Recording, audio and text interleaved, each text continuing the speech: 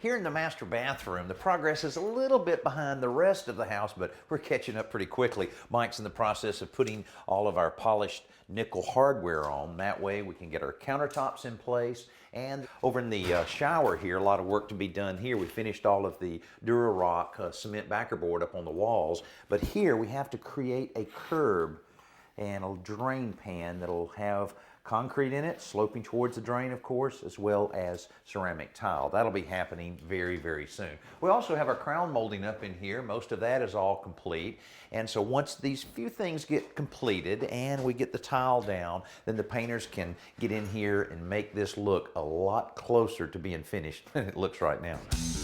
Since the granite guys are here today, they'll get the first shot at bringing this bathroom up to speed. They're using the same Golden Hill stone for the vanity tops that we used in the kitchen, each with a cutout for an oval under-counter mounted sink.